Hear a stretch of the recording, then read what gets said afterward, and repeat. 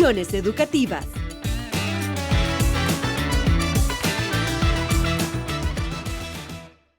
Bienvenidos a Visiones Educativas.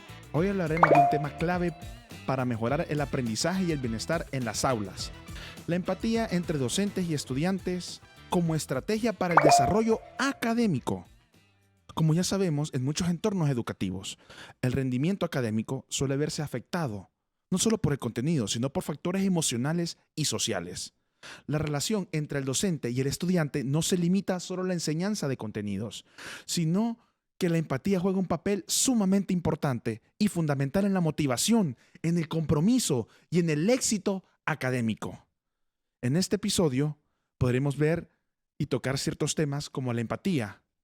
Y para eso tenemos a un invitado especial, Gabriel Molina, psicólogo con una maestría en psicología clínica y con más de 7 años de experiencia a nivel educativo.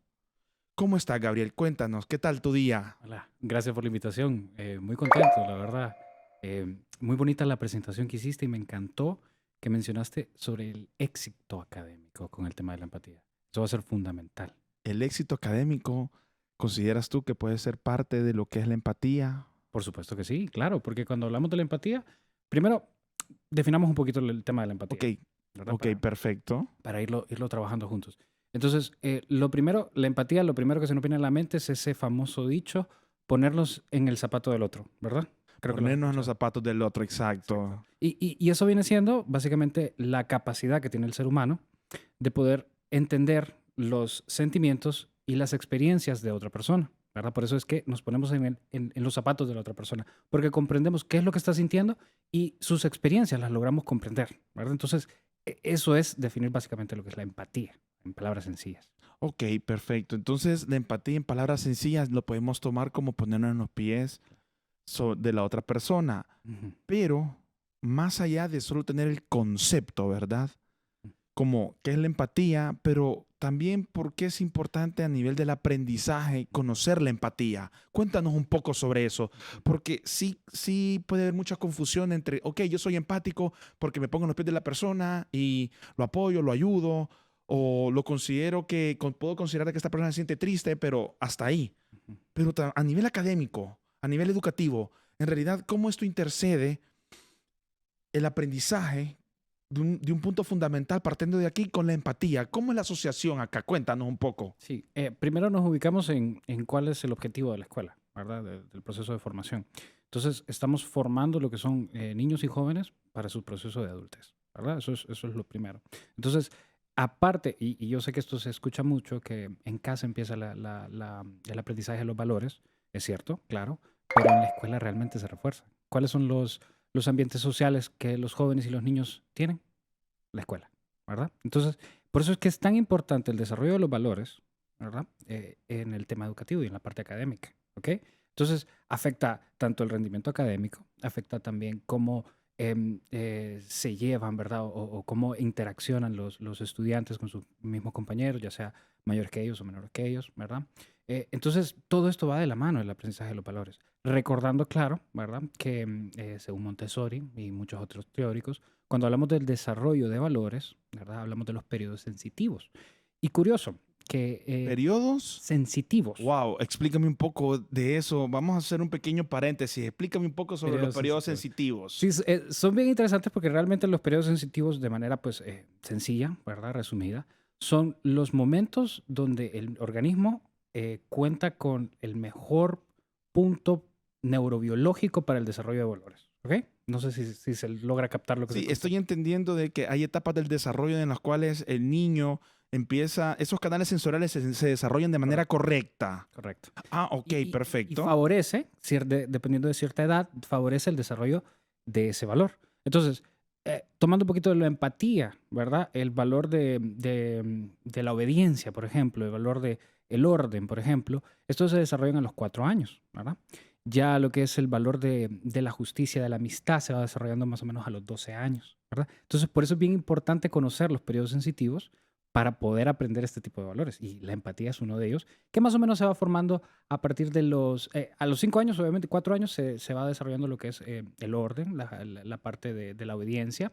Ya, Instrucciones, instrucciones, correcto. ¿sí? Y un poquito más adelante, a los 6 años, 7 años más o menos, vamos viendo este desarrollo de la empatía, ¿verdad? Como casi en medio de la adolescencia. ¿Consideras tú que la empatía, para que haya empatía en un niño, también tiene que pasar ya por una conciencia de que quién soy también, para poder ponerme en los pies de la otra persona? Claro que sí, claro que sí. Y bueno, incluso es muy curioso, y esto siempre lo recomiendo cuando estamos con pacientitos pequeños y que se está desarrollando este tema sobre la regulación emocional, sobre la comprensión de sus ¿Regulación, perdón? regulación emocional, la comprensión de sus sentimientos y la expresión de sus sentimientos. Yo siempre recomiendo una mascota. Una Porque una mascota. mascota, ya Ok. sea un perrito, un hámster, un pez, una tortuga. Esto ayuda mucho en el proceso del niño en ir aprendiendo lo que es la empatía. ¿Ah? ¿Y de qué manera se puede hacer? Óyeme, qué interesante esa parte, porque se había escuchado referente a que un animalito, que estando con un niño, el niño viene y lo soba, el niño lo baña, Ujú, el niño lo atiende. correcto. Entonces, esto puede ser también parte al momento de crear la empatía, entonces. Correcto, con la mascota, ¿verdad? Aparte de que el niño se vuelve pues parte de ese cuidado del animal, de darle la comida, de darle pues el cariño, ¿verdad? Entonces vamos aprendiendo lo importante que es tenerle empatía a un animalito que depende completamente de mí, ¿verdad? Entonces por eso es bien importante y yo siempre lo recomiendo con estos procesos de la regulación emocional, el tema de una mascota. Es muy bueno. Tema de una mascota. Ok, te quiero preguntarte algo en ese sentido. ¿De qué manera los docentes pueden fomentar la empatía en el aula para el desarrollo académico, consideras tú, Gabriel? Ujú. Fíjate que es bien importante el tema del docente y de cómo él va a favorecer este desarrollo sobre la empatía. Se puede hacer desde talleres, desde charlas, ¿verdad? Personales. Depende mucho también del estilo del docente. Tenemos docentes que son un poquito más humanistas, otros que son un poquito más enfocados a lo que va su planificación, hacen su planificación, la Ok, terminan. ok, paremos aquí. Humanistas y planificación. ¿Qué es eso? En palabras sencillas, palabras clave. Básicamente el estilo de cómo el docente se trabaja directamente con el estudiante, ¿verdad? Cada docente tiene su propia manera de trabajar. Estoy 100% seguro que tú tuviste algún docente que pues te marcó de cierta manera, de forma positiva o negativa, ¿verdad? Entonces por eso es tan importante el trabajo que hace el docente para desarrollar la empatía. Yo recuerdo, estaba en primer curso, creo, cuando un docente que nos daba risa a nosotros porque nosotros decíamos que él no nos daba la clase de español. Ay, lo siento si nos está escuchando pues el profesor, pero Profesor. voy a terminar con un buen punto, ¿verdad? Entonces decíamos que él casi no nos daba la clase de español porque nos daba más, hablemos de nuestros sentimientos, como él decía. Y recuerdo 2 películas que él nos hizo ver. Sí, siempre había un tema académico, ¿verdad? No solamente era pues que ver la película, sino que hacemos un resumen de la película. Nos puso 2 películas. La primera película fue Marley and Me, no sé si la has escuchado. Es Sí, la sí, historia sí. de un perrito Un desde perrito. chiquito. Sale este actor de pelo rubio, se me olvida el nombre. Wilson, algo así con Owen Wilson. Wilson. Owen Wilson, correcto. Sí. Entonces, la película trata sobre cómo ese perro crece en la familia, desde que son una pareja, hasta que ya tienen sus hijos, sus nietos y el perro muere, ¿verdad? Entonces, uno llora en esa película. Y recuerdo yo llorar viendo ese final, porque hace que 2 semanas atrás se me había muerto el perrito, ¿verdad? De la familia, que tenía 14 años Es cuando decir, murió. que sentiste que ese dolor en la película, Logré conectar con los conectar. personajes, ¿verdad? Y logré tener esa empatía de entender qué es lo que está pasando con estos personajes en ese punto. Entonces, de manera sencilla, es una película que realmente pues va más al desarrollo, ¿verdad? De la trama y todo esto, pero yo logré empatizar con eso, ¿verdad? Otra de las películas que me pareció muy interesante, que también nos puso este mismo profesor, fue El pianista, no sé si la has visto. Sí, claro. Muy Pianista, muy excelente, buena, sí. excelente película. Y también pues logré empatizar pues el sufrimiento que estaba pasando este pueblo, ¿verdad? En este caso, y el pueblo judío. Y, pues interesante poder empatizar en esa película. Y todos los que vimos la película, tanto la de Marley and Me, que va más de un tema más personal, ¿verdad? Porque es un perro, es la familia directamente. Y ya más la otra, el pianista, que va a un tema más de talla mundial, ¿verdad? Sobre el tema de todos los horrores que sucedieron en esta Segunda Guerra. Entonces, al final de ambas películas todos quedamos con ese mensaje sobre la empatía y eso es muy bueno. Entonces, es más efectivo lograr transmitir mensajes de parte del docente utilizando este tipo de medios que sentarme a hablar de la empatía, que muchos no me van a prestar atención. A nivel de práctica, ¿consideras tú que más A que nivel, como concepto, es a nivel a nivel práctico que se debe de trabajar la empatía? No solo mencionar qué es la empatía, correcto, entonces. correcto. Ok, perfecto, excelente aporte. Me gusta ese ejemplo porque con ejemplos creo que podemos aprender y sostener más como a nivel de retentiva, a nivel de memoria, Por supuesto. esa información que nos puede ayudar a los docentes y también a los padres de familia. Y hablando un poco de esto, ¿cuáles son los beneficios que consideras tú que pueden existir al momento de crear una buena empatía en un centro educativo? Ok, sí, principalmente que vamos a tener jóvenes formados en valores, jóvenes formados en ese valor tan importante como es la empatía, jóvenes que van a poder trabajar mejor lo que es su expresión de sentimientos, ¿verdad? Y también entender los sentimientos de la otra persona, ¿verdad? Que a veces eso es lo que nos falta en la sociedad de hoy en día, especialmente aquí en esta parte de Honduras, que vamos tan acelerados en nuestro día a día, vamos tan deprisa que, por ejemplo, si vamos tarde, a lo mejor pasamos por comprando un café, se equivocan en nuestra orden y nosotros como vamos tarde, vamos enojados, le gritamos a la barista, ¿verdad? Entonces, mejoramos en el sentido de que los jóvenes que van saliendo de la escuela, ¿verdad? Se forman en valores, se forman en esos principios que son muy importantes, no únicamente para la parte social, ¿verdad? La individual de cada uno, sino también para la parte académica, ¿Cómo ¿verdad? implementamos esos valores? Porque a mí me pueden hablar de valores. Yo me acuerdo que yo estaba en primaria, en educación cívica, me hablaron de valores, pero al final todo bueno, teoría, teoría, teoría. Y un niño no creo que aprenda pura teoría. Creo que el niño tiene que vivirlo, tiene que tener una representación imaginaria, una representación colectiva en la escuela para que la empatía en verdad se pueda desarrollar. Sí. Algo muy importante para desarrollar la empatía y de esto que lo tenemos trabajado del 2012-2013, que es la Ley Fundamental de Educación, ha sido muy importante por el tema de inclusión educativa, ¿verdad? Sí, de manera personal lo he podido evidenciar, ¿verdad? Jóvenes en centros educativos inclusivos, ¿verdad? Entendemos inclusivo por centros donde se les brinda atención tanto a jóvenes con discapacidad, sin discapacidad, con problemas de aprendizaje, sin problemas de aprendizaje. O sea, estamos atendiendo a todos los jóvenes por igual, ¿verdad? Entonces, en escuelas donde se practica realmente lo que es la inclusión, vamos a ver un buen desarrollo de la empatía. Y esto es muy importante. Entonces, Aquí hay varias escuelas. hay escuelas que lo hacen. Realmente, pues tenemos que entender que también a nivel público, pues la situación de la inclusión va caminando, ¿verdad? Desde la ley de la inclusión fundamental de educación, eso ha ayudado mucho a que las escuelas pues estén obligadas a dar este servicio, a buscar contratar profesionales capacitados para el tema de la inclusión. Pero sí, en las escuelas que tenemos inclusión real, ¿verdad? Vamos a ver el desarrollo de la empatía.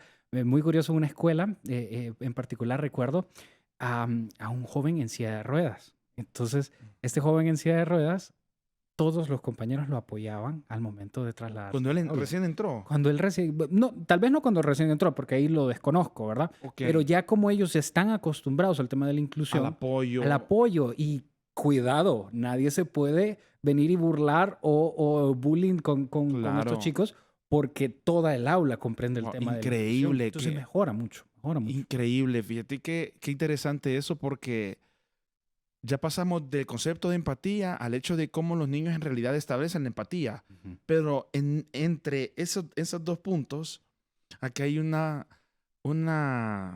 pregunta que es de qué manera podemos fomentar el desarrollo de la empatía a los docentes para mejorar la relación con los estudiantes, porque ya pasamos de la empatía de un solo al hecho de que el estudiante puede ayudar a un niño en silla de ruedas, como el ejemplo que me pusiste, pero esa transición, ese entre todo, ¿cómo lo hacemos? Pues, Sí, es bien importante cuando hablamos del tema docente, los procesos de formación docente son fundamentales. Si quitan una queja para los docentes, realmente los docentes son la población más complicada de capacitar, ¿verdad? Porque son los más difíciles de convencer al momento de capacitarles. de convencer, ¿cómo Convencer. convencer? Muchas veces pasa que el docente a lo mejor no está pues del todo dispuesto el proceso de capacitación porque ya han tenido procesos de capacitación anteriormente, tienen una jornada extensa, no terminan a las 3 de la tarde, ¿verdad? Llegan a las 3 de la tarde y van a hacer un montón de planificación, trabajo extra, tienen toda la parte de los padres de familia, le escribe a las 8 de la noche, a las 9 de la noche, no para, el trabajo del docente no para. Entonces, en los procesos de capacitación, pues siempre está esa expectativa de parte del docente. Me ha tocado capacitar docentes, profesionales de salud, también personal de apoyo, ¿No sentís ¿verdad? que se desarrollan de manera correcta ellos? ¿O no quieren No es como que se desarrolle. pronunciarse o Ajá. tratar como de establecer ese vínculo contigo al momento de que tú das la capacitación? No es que no se desarrolle, y ojo acá, no quiero decir que los docentes pues no obedecen la parte de capacitación, pero sí es bien importante lograr convencerles. ¿Y a qué quiero llegar con este punto? Sí. Que los procesos de capacitación en las escuelas, especialmente para los docentes, tienen que ser diferentes. Diferentes en el sentido de cómo lo vamos a trabajar desde un taller, ¿verdad? Participativo, con dinámica, con procesos de aprendizaje más concretos, con videos. No vamos a ir con una PowerPoint y vamos a empezar a dar una clase magistral porque no va a funcionar. ¿Por qué no va a funcionar? Si quisiéramos hablar de empatía y dar una capacitación a los docentes, ¿por qué no funcionaría esa estrategia? Porque no lo van a poder poner en práctica. ¿Por qué? Sencillamente, porque el día a día es tan volátil, ¿verdad? En el centro educativo es tan cambiante, tantos factores que influyen tanto la parte de familia, tanto la parte de trabajo, que ir con una clase magistral, créeme que no funciona. No funciona definitivamente. No presta atención el profesional, ¿verdad? El docente en este caso, y tampoco se lleva esa guía o esa fuerza en cuanto a una capacitación que sea más participativa, que ellos puedan presentar más experiencias, ¿verdad? Y sobre todo responderles qué hacer en caso de, que eso es bien importante también, esas herramientas que les van a servir en el día a día. Ok, entonces, si con un PowerPoint y con unas diapositivas no podemos en realidad capacitar en muchas ocasiones, no todo, no podemos generalizar a un docente, entonces, ¿de qué otra manera sí lo podemos hacer? Sí. Hay un taller que a mí me encanta dar, que es el taller de salud mental. Taller de salud mental. Taller de salud mental y Sí. cuidados personal para el docente. Ese es un taller de 6, 8 horas, ¿verdad? Al final los docentes salen llorando, ¿verdad? Salen con su experiencia. Yo tenía una compañera de trabajo que me decía, si en la intervención el paciente no llora, pues no sirvió. ¿Verdad? Así me decía siempre. Y es cierto, sí, y con este tipo de procesos, ¿verdad? Que es un taller, es más participativo, hay diferentes dinámicas, no es de quedarnos sentados en un solo lugar, se ocupa un lugar grande, ¿verdad? Para toda esta parte. Eh, Participa, tiene experiencias, logra pues contestárseles ciertas preguntas que a lo mejor no tenían respuesta anteriormente. Se puede desarrollar las habilidades blandas Correcto. cuando tú hablas acerca de la capacitación en salud mental, Correcto. como la escucha activa, la comunicación asertiva, ¿puede ser parte de? Correcto, es parte, realmente dentro de ese mismo taller, pues es parte de todo esto es súper importante, súper importante. Ok. ¿Y qué impacto tiene la falta de empatía? Mm. La falta de empatía en el docente y en los estudiantes y a nivel general en los centros educativos. ¿Qué impacto hay por falta de empatía? Lo podemos dividir. Lo ¿verdad? dividimos, Sí, ok. digámoslo para irlo trabajando. Entonces, primero con el estudiante, la falta de empatía, hay una palabra aquí, un término que es muy conocido, que es el acoso escolar, ¿verdad? A medida tenemos falta de empatía, claro que aparecen situaciones de acoso escolar, ¿verdad? Y aquí no se salva ni la escuela privada, ni las escuelas de renombre, ni las escuelas públicas, o sea, todos están, ¿verdad? Dentro de ese peligro del tema de acoso escolar. Entonces, tenemos falta de empatía, tenemos acoso escolar, ¿verdad? Falta de empatía, a mayor falta de empatía, mayor acoso escolar. Tenemos una relación clara en cuanto a la falta de empatía y el acoso escolar. Principalmente, acuérdate que en el tema del acoso escolar hay 3 personas. Está la víctima, está el abusador, ¿El victimario? el victimario, ¿correcto? Y está... El hecho, el evento. No, la persona que observa. No puede haber acoso escolar sin esas 3. Sin la persona que abusa, sin la persona que recibe el abuso y sin la persona que observa. Wow, Entonces, interesante. cuando tenemos fortalecido el tema de la empatía como valor, las personas que observan no van a quedarse como observadores, sino que van a intervenir, ya sea dando reporte a la maestra, ya sea defendiendo al compañero, ¿verdad? Entonces, O se involucran en el mismo acoso. en el mismo acoso, ¿verdad? Lo detienen, por así decir. Si Claro. tenemos bien formado el tema del valor de la empatía, ¿verdad? Comprendo que este chico está pasando un mal momento, entonces yo siento lo que le está pasando y yo intervengo, ¿verdad? Esa fuerza de intervenir. Entonces, por eso te decía que lo dividiéramos, ¿verdad? El tema del estudiante. Y ahora pasamos al tema del docente, ¿ah? Que ese es otro tema, que aquí yo le agregaría un componente extra, que es el del padre de familia. Y eso es muy El importante, padre de familia, ¿consideras tú que juega un papel fundamental también en la empatía? fundamental. Ok, explícame un poco. Quiero que tratemos de pensar 10, 20 años atrás, ¿verdad? Un chico que tuvo algún problema de conducta o una parte académica que se quedó en alguna clase, por ejemplo. ¿Qué pasa con este chico? ¿Qué pasaba en esos 10, 20 años antes, ¿verdad? Cuando teníamos esta situación y los padres lo llamaban a dirección, ¿verdad? El padre de familia recibía pues el reporte, Iban a la iban a la escuela. escuela, ¿verdad? Regresaban y el culpable de la situación, claro, después del reporte, ¿verdad? Bien justificado, el que necesitaba trabajar en esa situación específica era el estudiante, ¿verdad? Y se trabaja con Sí. la familia del estudiante. Ahora, ¿qué pasa hoy en día? Cuando se le llama a los padres de familia, el culpable no es, por ponerle una palabra, ¿verdad? Culpable o la situación no se centra en cómo vamos a ayudar al estudiante a mejorar, sino se centra en el profesor no está haciendo bien su trabajo, ¿verdad? Exacto, Entonces sí. cambió mucho la Y dinámica. también hacen un refuerzo negativo inclusive al mismo estudiante. Eso sucede Claro, también. claro, imagínate, si yo como padre de familia a mi hijo le digo que la profesora no tiene la razón o que ella es tal y cual, y verdad, y me pongo ahí mismo a hacer esto, ¿qué va a pasar cuando él vaya al salón de clase? La autoridad de la profesora pues queda por el Y suelo lo etiquetan y lo también. etiquetan, correcto. Entonces, ¿qué pasa? Obviamente, el profesor pues desarrolla ciertas barreras, ¿verdad? Con el estudiante y la familia. Entonces, a medida esto va sucediendo y esto ha ido cambiando mucho la Pero dinámica. también los padres, voy a mencionar algo, también los padres muchas veces no quieren darse cuenta de que el niño en realidad puede ser un acosador también, que el niño Correcto, también tiene una conducta un poco disruptiva dentro del correcto. aula. Y todo es por esa falta de empatía que no generamos Ujú. porque hay que involucrarnos, porque tenemos que darle esa consejería a los niños, pues. Correcto. Te voy a poner un ejemplo. Y eso pasó hace que 7 años, 8 años más o menos, de los primeros casos que vi.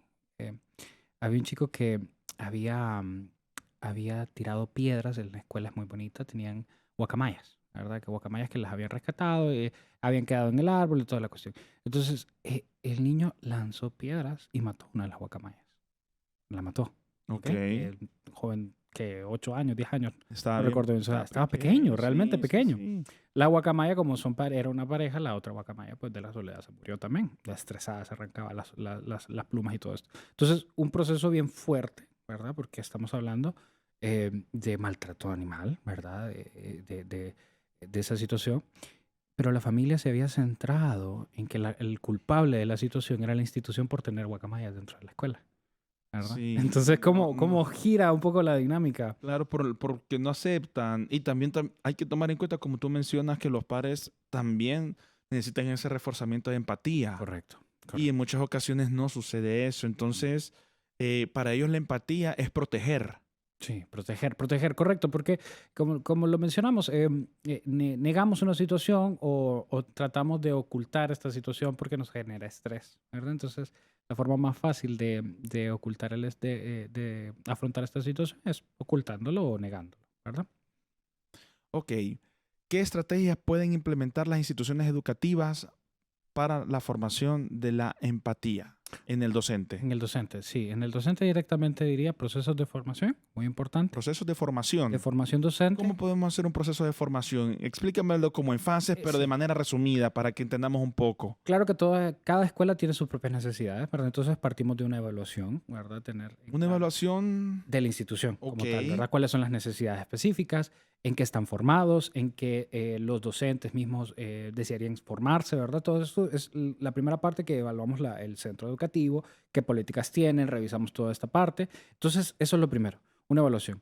Y después se hace una planificación anual, ¿verdad? Que es bien importante que las capacitaciones y los procesos de formación a docente no lo demos de manera aislada o por salir del paso, ¿verdad? Entonces, es bien importante iniciar con ese proceso de evaluación. La segunda fase es ya la planificación de con lo que va a ser la jornada, dependiendo, claro, de ese primer proceso que es la evaluación.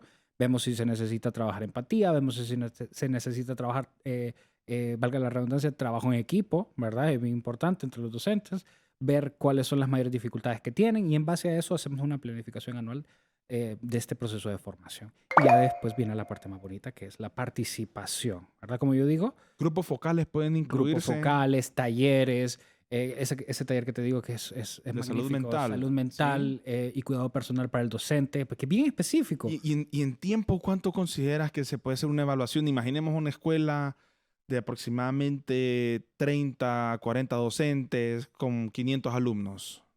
Ok. Primero, trabajar primero con los docentes, obviamente, ¿verdad? Ese es el primer paso. Si los docentes no están formados en el concepto de valores, específicamente el de la Tendríamos empatía, que irnos, pero a la Vamos. primicia de todo, es decir, a lo primero, pues Correcto. no podríamos de un solo evaluar. Correcto. Ah, ok.